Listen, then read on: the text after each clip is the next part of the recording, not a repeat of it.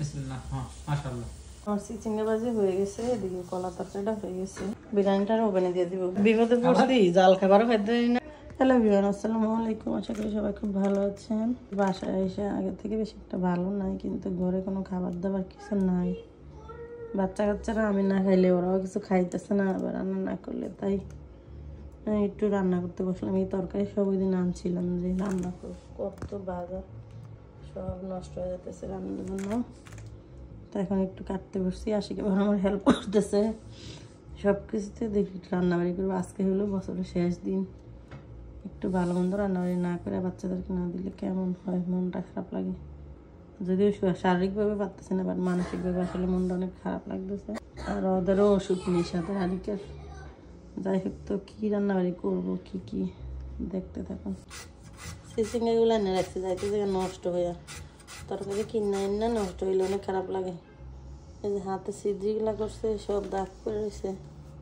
আর ট্যাপগুলো কালকে আমি ডলছি, ভালো করে উঠে নাই।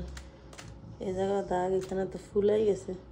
বিদেশের বাড়িটা এরকমই, অসুস্থ হইল নিজের ঘরের কাজ করার জন্য নিজেকেই ফাইট করা লাগে, কি আর করা। হেল্পিং হ্যান্ড নাই। আর এই জায়গায় বাচ্চা কাচ্চারা ওরকম দেশের মতো না যে একটু সাংসারিক কাজ করি। সবাই তো আর এক না, কেউ হয়তো করে, তো আমার কাজ আমারই করতে হয়। তো কাজ কলার আনবো, আর হলো চিচিঙ্গা ভাজি করবো। আর এই যে আরিকের আমার আবার বিরিয়ানি অনেক পছন্দ, তো আজকে যেহেতু বছরের শেষ দিন, মনটা আসলে মানে না বাচ্চা কাচ্চাদের একটু ভালো মন্দ কিছু রান্না করে না খাওয়াইলে। তো একটু গরু মাংস ভিজাইছি, বিরিয়ানি রান্না করবো। যে আদা রাখছিলাম, আদাগুলো নষ্ট হয়ে যায়, এগুলো ব্লেন্ডার করে ফেলবো আজকে। আর গুড়ি কচুগুলোও নষ্ট হয়, তাই একটু চিংড়ি মাছ দিয়ে রান্না করবো আর কি। এখন শুরু করি রান্না বাড়িয়ে। আশিক আবার আমাকে সব কিছুতে হেল্প করতেছে, কারণ একা একা আমার আবার সব কিছু করা সম্ভব না। আমার একটু পর হইলে মাথা ঘুরায়, ডিজি লাগে আর কি।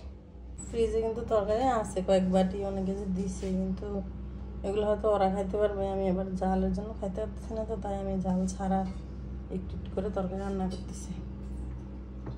তরকারি রান্না করার জন্য আমি ইলিশ মাছগুলো বাজিয়ে নিতেছি। এটাতে চিচিঙ্গা ভাজি বসাবো। এতগুলো ভাজির মধ্যে আমি এখানে মাত্র 4টা মরিচ দিচ্ছি। বেশি আর দিব না, নাইলে আবার খাইতে পারবো না। একদম খুবই সামান্য পেঁয়াজ, মরিচ আর মশলা দিয়ে মিলে তরকারি রান্না করবো। এটাতে এখন যে কলাগুলো রান্না করতেছি, তো এগুলো হলে চিংড়ি মাছ দিয়ে আর কচুর ছড়াগুলো দিয়ে রান্না করবো। তাও 4টা মরিচ দিছি, আর এর মধ্যেও 4টা মরিচ দিছি, আর 1 ড্রপ মরিচগুলো দিয়েছিলাম। কিন্তু তাও এখন মুখে দিয়ে বেশি জাল লাগতেছে, অলমোস্ট একদম মরিচ লেস। আবার আমার রান্না করা দরকার, কিন্তু এগুলো রান্না করলে তো আবার খাইতে পারবো না, তাই মাত্র 4টাই দিচ্ছি। এদের ভিতরে আর কিছু দিব না। এই যে গরম পানি দেয়, কচুর যদি ভালো করে দিতে হয়, তাহলে কিন্তু আদা আদা থাকি ওখানে দিয়ে দিচ্ছি। এবার কচুরি দিয়ে দিব,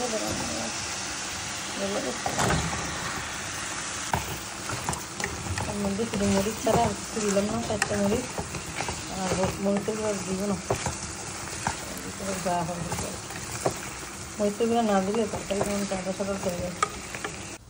এই তো আমার চিচিঙ্গা ভাজি হয়ে গেছে, এদিকে কলা তরকারিটা হয়ে গেছে।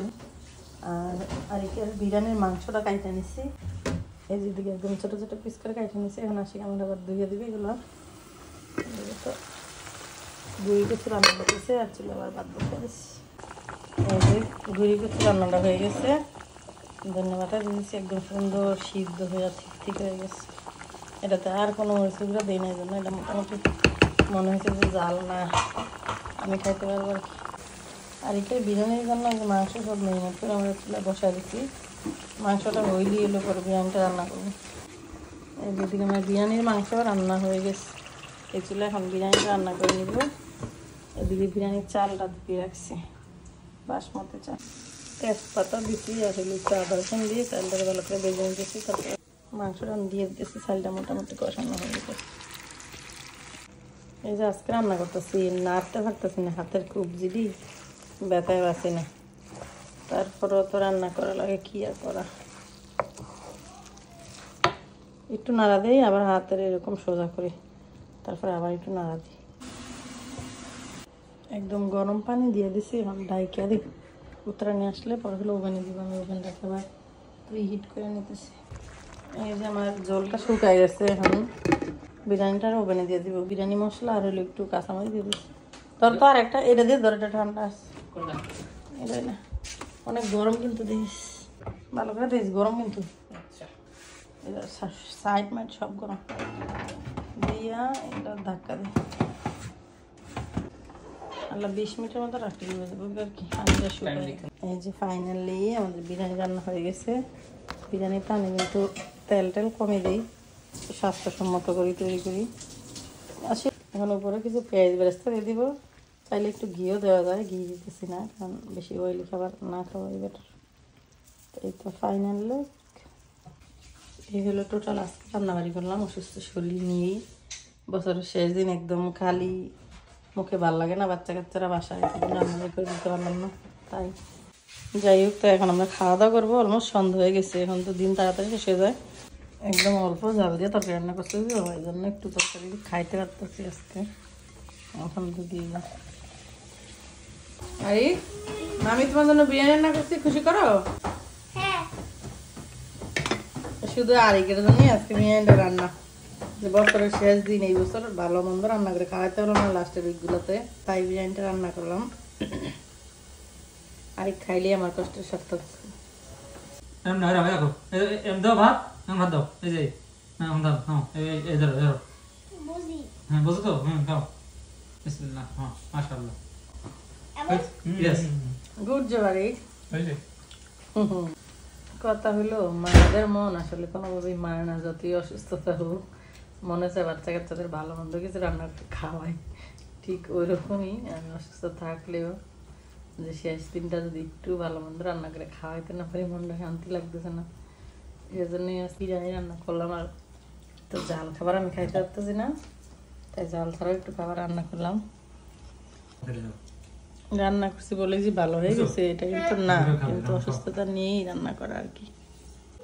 এমন একটা বিপদে পড়ছি, জাল খাবারও খাইতে পারি না, আর এরকম মরিচ কম ছাড়া খাবার খাওয়া মুখ কেমন জানি একদম মিডা মিডা লাগতেছে, শান্তি নেই, শান্তি নেই।